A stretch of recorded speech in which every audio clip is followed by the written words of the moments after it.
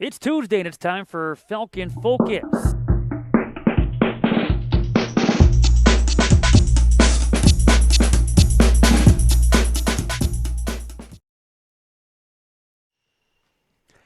Welcome to this week's edition of Falcon Focus, episode number 7 here in season number 4, an all-soccer edition.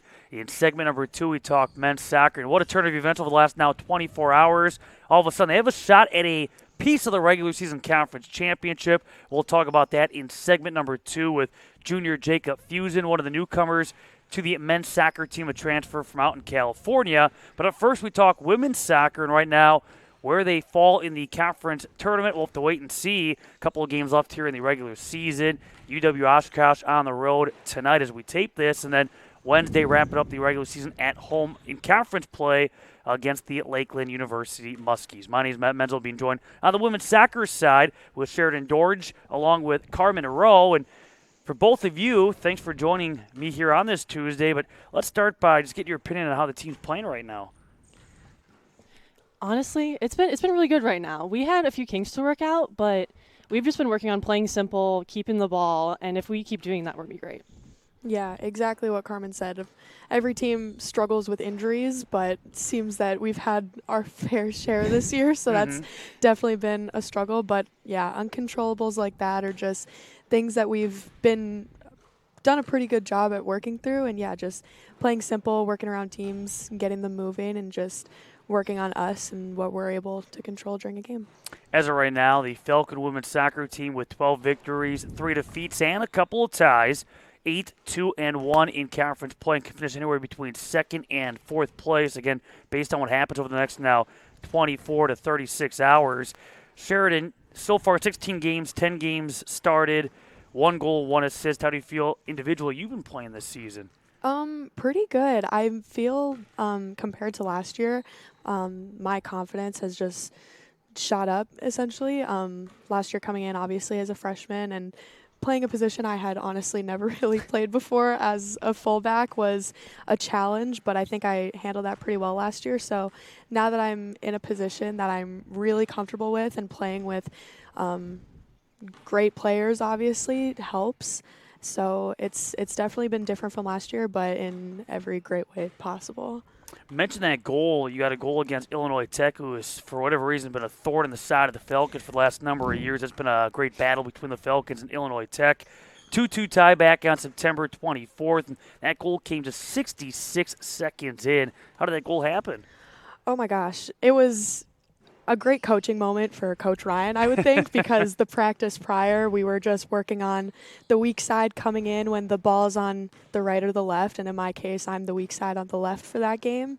And yeah, the cross came in and kind of bobbled in the 18 for a little bit. Isabel had a shot, so off of her rebound, I was just, oh my gosh, the ball's coming at me.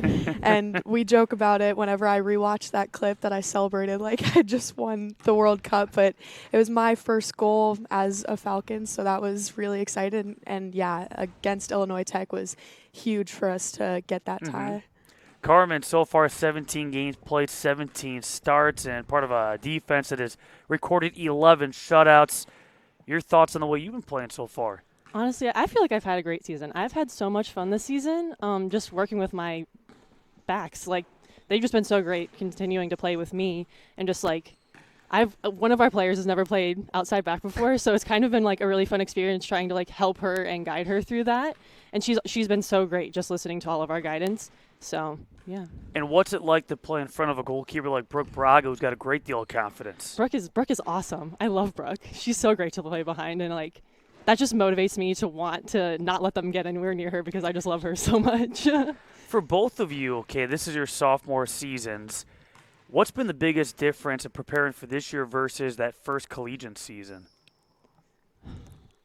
Was there a big difference, kind of knowing what to expect versus when you came in new? Yeah, it was definitely knowing what to expect was a lot more helpful because it just helps with like the nerves. So we weren't as like, oh my gosh, what are we expecting? And like, but like definitely last year, the girls last year made us feel so welcomed that it was just like we were prepared to come in for this. We were like, we know what's going to happen. We know the culture of this team. We're so excited to play. Yeah, having that first preseason under our belt was definitely helpful. You come in for your freshman year and it kind of just hits you like a truck. It's a lot. It's hot in August.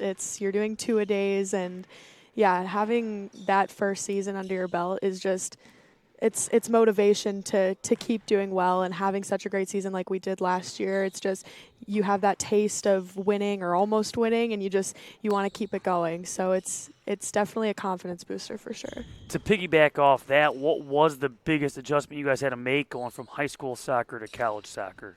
For me, definitely moving.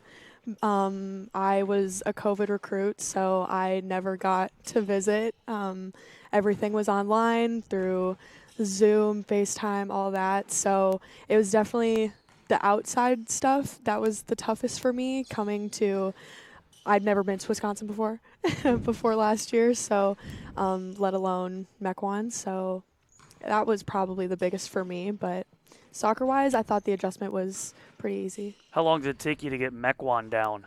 I got it right away. Did you? I think I did. I kind of good. Yeah, I think the French might have helped me a little bit with the CUW. My mom, it took her a little bit. I had to keep correcting her, but yeah. How about for you, biggest adjustment? Honestly, it was the same. It was just moving somewhere that I've never been before, but I thought that us being together was like really helpful. We were roommates last year, so it was like both of us kind of had no idea what to expect from here. So since we were together, it just like give us some more confidence to just kind of figure everything out here.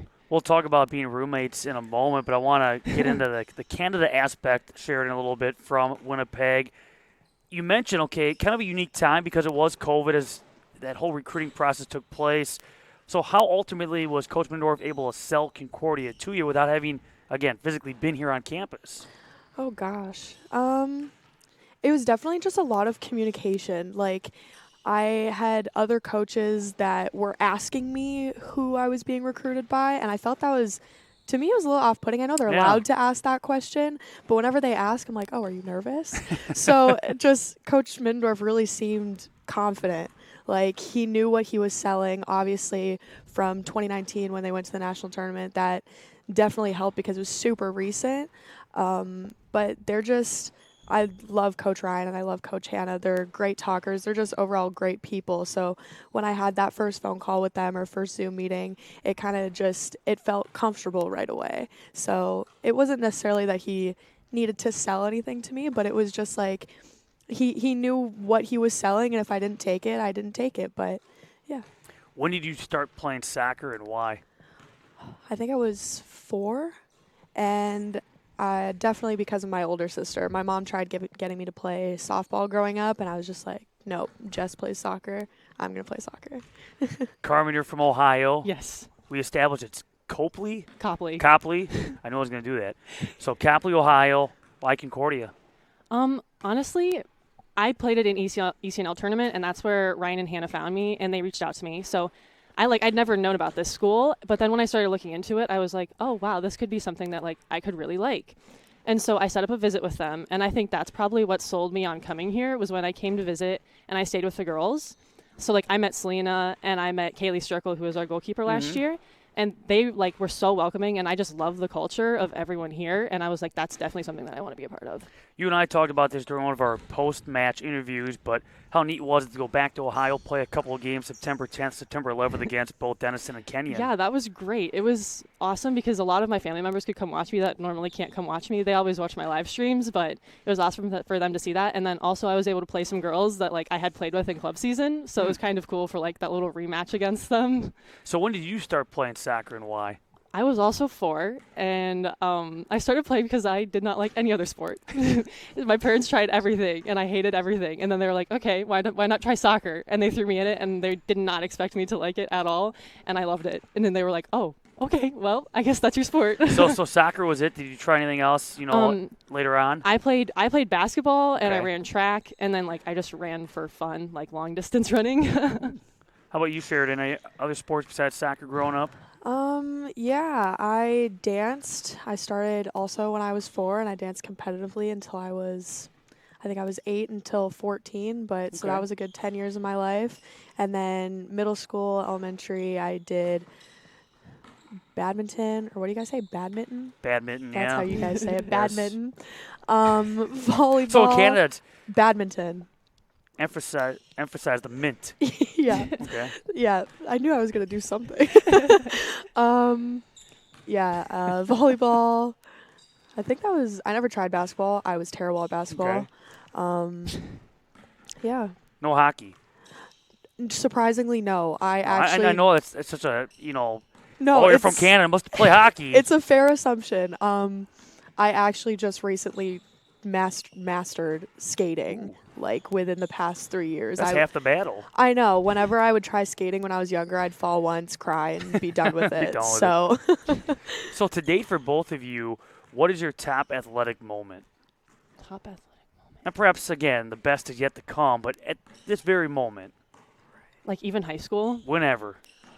My high school soccer season, my junior year, we went to like regional semifinals. We were so good that year. It was such a fun season. And like, I hope that we were able to do that here because that would be just so awesome to like redo something like that again. Mine's a bit smaller. I don't know why this was the first thing that came to mind, but when I was in high school, I ended up transferring clubs. I was with Bonnie Vattel, and then I moved to St. Charles. And the year after, I had moved kind of in between outdoor and indoor seasons. So my indoor season was St. Charles. Our first game was against Bonnie Vattel. And then obviously because that was my former team, it was just rivalry back and forth every time we played them. And I remember my last indoor season, like, of eligibility for club, we just absolutely destroyed my former club team. I think it ended up being like 5-0. I think everyone just had some fire in them that they just wanted to like end that rivalry once and for all. You got bragging rights. I have no idea why that's the first thing that came to mind. Like, I've won championships and stuff, but for some reason that was just like a really proud moment for me, a really proud team moment. Carmen, you mentioned you guys are roommates or were roommates. You still roommates? Still roommates, yep. How did that come about? Was that just by luck of the draw, or? Carmen, actually, when I was still in my recruiting process, I hadn't even committed yet.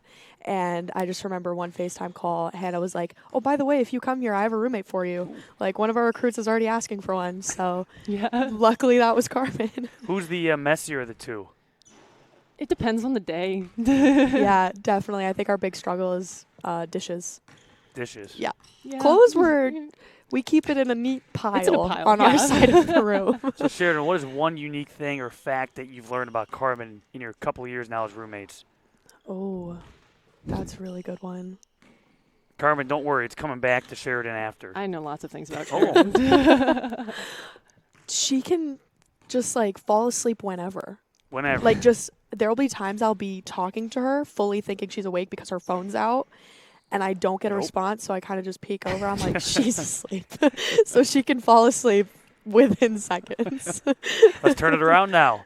When Sheridan sneezes, she sneezes like 8 times in a row. And sometimes it'll get like really long. And it's honestly, it was the funniest thing. Like, when I first got here and she did it the first time, I was like, Is she okay? Yeah. what is going on? Yeah. Let's get to know you both a little bit better. So, do you guys have any nicknames for yourselves or that you've been given over time? The team calls me Cher. Yeah, they Which- just shorten our names. Yeah, I'm just short. So, are you Car? Carm. Yeah. Yeah. Oh, yes, and Josh just reminded me, in the athletic communications department, they call me Sharky. Sharky. Sharky, that's based off of a small inside joke off of a really bad picture of me from last year where I just looked great. So Sharky came about. But yeah, Cher, that's about it.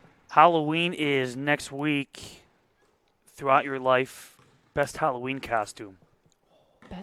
I was a dinosaur when I was little, and it was very cute. Oh my gosh. I don't think I have one that really stands out. But because you said dinosaur, I was a giraffe one year. Giraffe. Like a big giraffe onesie. I don't remember how old I was, but I just know pictures of me. It looked huge on me. So Favorite candy? Favorite candy. We're candy people. Yeah. We definitely like candy. I like the sweet tart ropes. Oh, those, yeah. I was just going to Those say are sweet so tart ropes. good. I had never had them until last year when Carmen would have them, but sweet tart ropes for sure. If you guys could have one superpower, which would you choose? Mind reading. That would be pretty good. Mind reading. They're probably really bad. You just for us. never have to question anything. We know each other, Is what it- we're thinking. Yeah, we When we're know mad each at other way too well. You know, often, whether you're with friends or family, at times you might compare to an animal. If you could choose one animal to compare yourself with, what animal would you pick? Would you pick a giraffe? Everyone Oh, calls no. me the giraffe. I was gonna say Really? that might be I'm the Carmen. giraffe. Just 'cause That might I'm be Carmen. so freakishly tall compared to all the other girls. That's a tough one. My favorite animals are red panda, so I'm gonna go with a red panda. That's different. They're just cute. I don't know.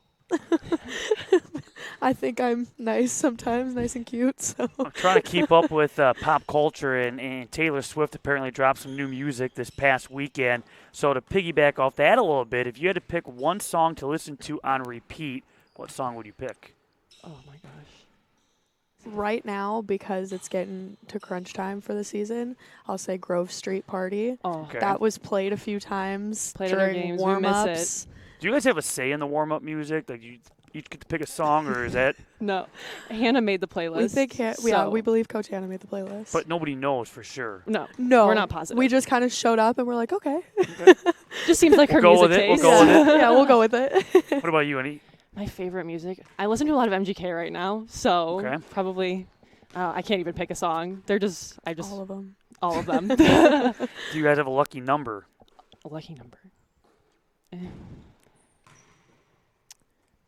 I'm number 14 on the field, but I mean, I was never. Have you been 14 throughout your soccer career? I was 19, Okay. but I was 14 my freshman year of high school. And so when I came here and they gave me number 14, I was like, oh, that's kind of fitting. Like I started off as 14 in high school. I'm 14 now.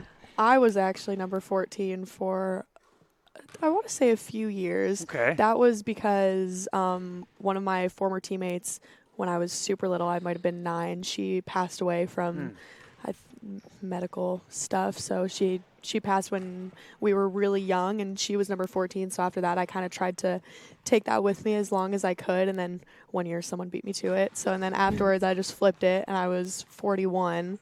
Okay. And then when I transferred clubs, they gave me 51, which 51. sucked. It was really That's not a soccer number. I know. It was a really ugly number, but I was 51 for the last 3-4 years. But my lucky number, I would say, originally is 14. Okay.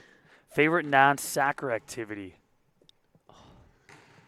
I love hiking, especially like when I'm at home. Not here. Did I not know don't that. exactly know if there's any really good hiking places around here, but like at home, I like to really hike like with my dogs too. Okay. I miss my dogs. I love my dogs. How many dogs do you have? I have 2 golden retrievers. Stereotypical of me, but watching hockey would be Really? yeah, I love watching So hockey. you never really played it, but you love watching it. Yeah, Favorite team? obviously the Winnipeg Jets, because that's where I'm from, but the Colorado Avalanche. Okay. That'll be my That's a good second choice, team. yep. Yeah. Best advice you've ever been given? That could be athletic related or non-athletic related. Or advice has God. served you well. I have mine. One of my former coaches, Coach Tanya back home, I've known her since I was 9, and I still train with her when I go home for the summers, like I did this past summer. And she just told me when one door closes, another one opens. So that was kind of in a time period when I honestly wanted to quit soccer. Everything was just was not going my way, and I was falling out of love with soccer. And she was one of the few people that actually sat me down and told me what she saw in me. And that definitely was my motivation to keep going. And then if she wouldn't have told me that, I don't think I would be playing in college right now. And you want to be right here on the Falcon Focus. Exactly. Okay, so mine, actually, when I was thinking about it, it's something that Ryan actually says a lot, and he just always tells us, like, control what you can control and, like, don't focus on the uncontrollables. And, like, you know, honestly, that's something that you can apply in all aspects of your life. So I just think that's something that's really resonated with me from him. We'll talk about that in a second. Let's wrap up this little segment with your major at Concordia. What are you guys studying? I'm exercise physiology. I'm a psychology major. All right. And now bringing it back to soccer. As mentioned, trying to control what you can control. You guys can control your own destiny and then hope the chips fall where they may. But Tuesday tonight at UW Oshkosh, non-conference play. And for the second time this season, the Falcons playing on back-to-back days. Back out at Fitting Field at 4 o'clock on Wednesday against the Lakeland Muskies, which will have an impact on the NAC tournament seeding.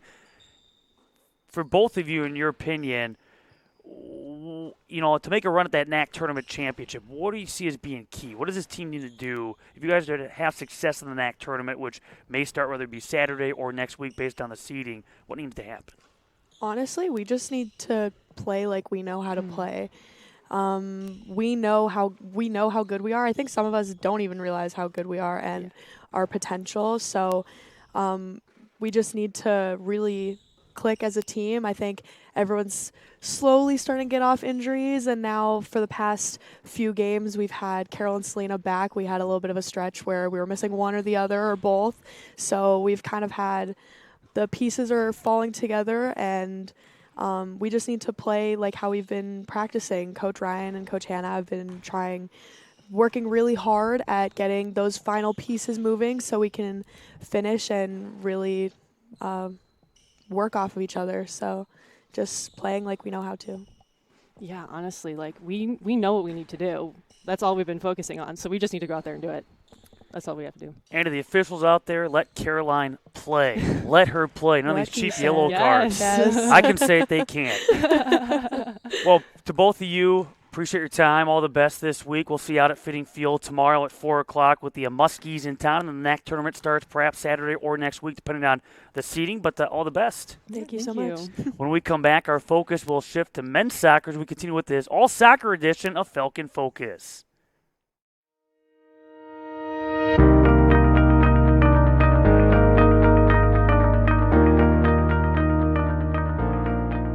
Since 1978, Lutheran Church Extension Fund has had the humble privilege of supporting the Lutheran Church Missouri Synod in fulfilling its mission of sharing the gospel.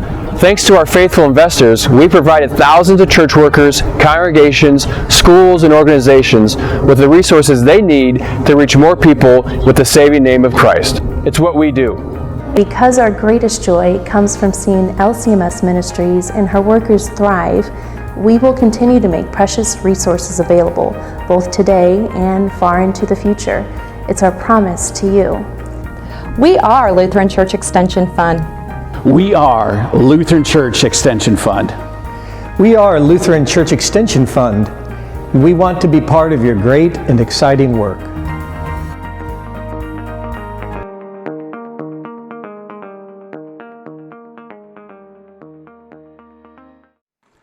Welcome back to this week's edition of Falcon Focus, episode number 7 here in season number 4, an all-soccer edition. And we now turn our focus to men's soccer, and we'll talk about it as we go along. But a unique last 12 hours or so as news came out that Concordia Chicago, based on using a player that was not eligible to play on Saturday after a 5 yellow card accumulation, should have been sitting out the game on Saturday against the Falcons. They had to forfeit. It was a 1-1 tie, but a forfeit, and so 3 points given to Concordia, Wisconsin. The Falcons now with a chance to perhaps lay claim to a share of the regular season championship, depending on how things play out to wrap up the regular season on Wednesday. But we'll get into that and more as we go along. But being joined by Jacob Fusen, a junior of the men's soccer team and a transfer and a great addition to the Falcon lineup.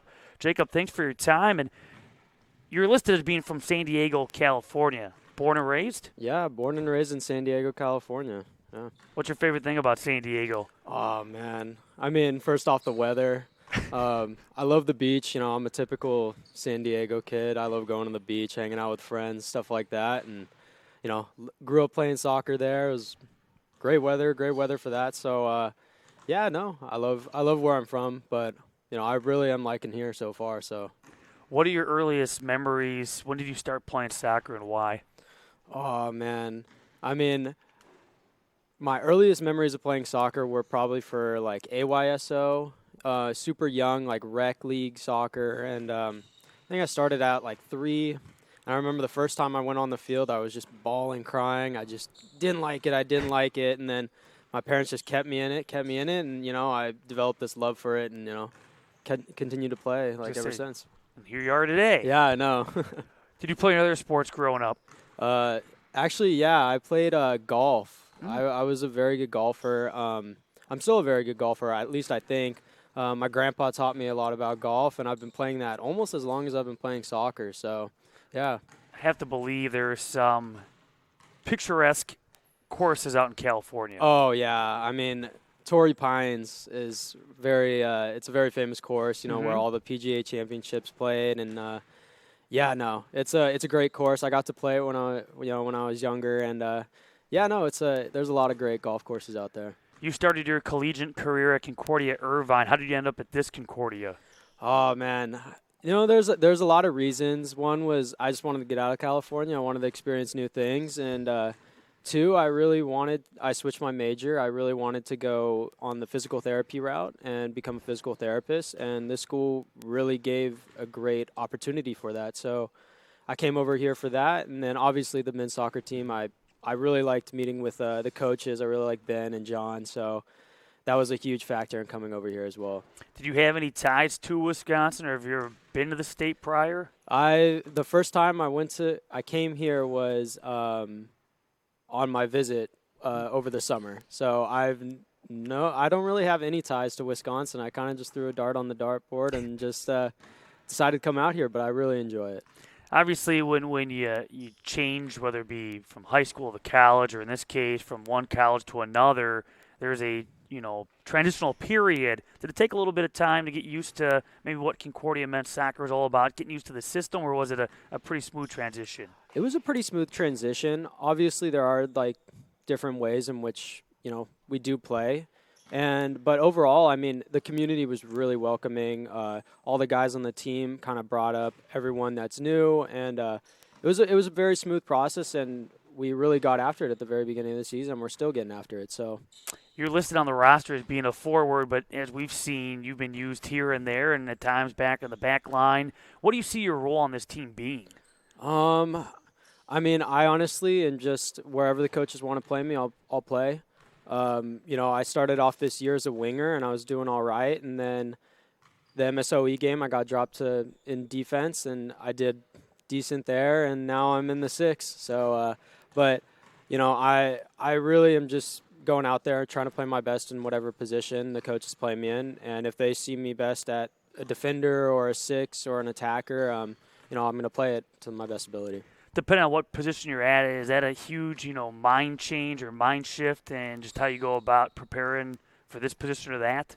Oh, yeah, absolutely. I mean, a defender is a lot different than an attacker, and you have different responsibilities. But you do have to just mentally prepare before every game. Hey, this is something that's new to me, and maybe I can't do what I used to do in this position. But overall, I mean, it's fairly easy to get used to a position after a few times, especially when you work on it in practice. So I think I've been doing all right in that front, and the coaches I think have been doing a really great job in teaching me. So. Came through with a big goal, your first as a Falcon, and a 2-2 tie against Rockford back on October 1st. What do you remember about that goal? Oh, man, I just felt good that day. It was, the team was playing well, and, I got the ball out wide, and I just dribbled a few guys, took a shot with my left foot, which is pretty abnormal for me. And, it snuck into the goal. And, I was honestly surprised that I scored. But, no, it was definitely a really good moment. I was super happy with that, and super proud of the team for, that play that day. So. Let me make sure I get the record correct, because I know it's been updated as of last night with the news that came down in the NAC. The Falcons have a record of 9 victories, 3 defeats, and 4 ties. Now 6-2-3 in conference play, and regular season comes to a close coming up on Wednesday at Lakeland, and we'll see how things fall. But it's looking good now for the Falcons to qualify for the NAC tournament. Originally, needed a win plus some help to get in, but with the the news of Concordia Chicago and a forfeit that game on Saturday, certainly a big boost.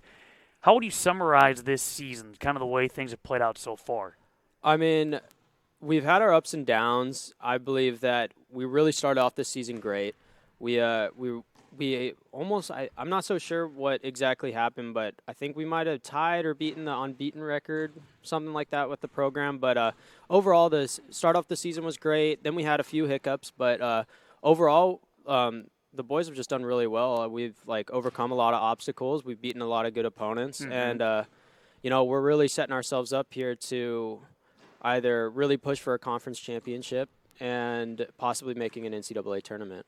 Yeah, I don't think there's any question this team has shown the ability to play with anybody. And, again, great wins, at least in conference play against MSOE and against Dominican. And I know a lot of these opponents are new to you, first time seeing them as a Falcon, but you look at this non-conference schedule, challenging non-conference slate. Did you feel like this team was challenged in preparation for conference? Oh, I believe absolutely. We, I mean, North Central was one of our biggest competitors, and right now they're nationally ranked. They're still unbeaten, and we were lucky to get a result from them, but it was huge. It was huge. I believe that we really did have a tough schedule coming in. Carroll, just all these opponents were really good to kind of help us, one, just get prepared for the season, and two, just kind of really figure out how we want to play. And all those games leading up to season was super important for us. I think it's crazy when you look at the wins and losses. This is a team that in every match this season except for one, both teams have scored. So there hasn't been a shutout. There's been one shutout, and that was the Falcons shutting out Dominican 1-0 back on October 15th. So is there a mindset with this team that, hey, if we fall behind, we've shown the ability time and time again, we can come back if not take the lead. But there's also that mindset, hey, we have to play all 90 because we don't want to give up that equalizer. Yeah, absolutely. I mean, we've overcome giving up 2 goals and coming back and bringing it back. So it's we've pretty much experienced almost every possible outcome. Giving up a goal, going up 2 goals, and then making it. We've pretty much experienced a lot, and I believe that we've overcome all these challenges. So if a new challenges get thrown at us, I'm sure that we could overcome those as well. One of the big changes in college soccer this season is the no overtime in regular season rule, and that will change now coming into the conference tournament. If the game is tied after 90, a guaranteed 2 10-minute overtime periods. There's not going to be a golden goal. That's no longer a thing. And then a shootout if it's still tied after those 20 minutes. Do you like the no overtime rule in the regular season? And have you seen maybe the way teams play change a little bit with no overtime? I think so. I mean, it just helps because, when in season, you're cranking out, 2-3 games a week. Going overtime sometimes would just be exhausting and honestly could lead to a lot of injuries.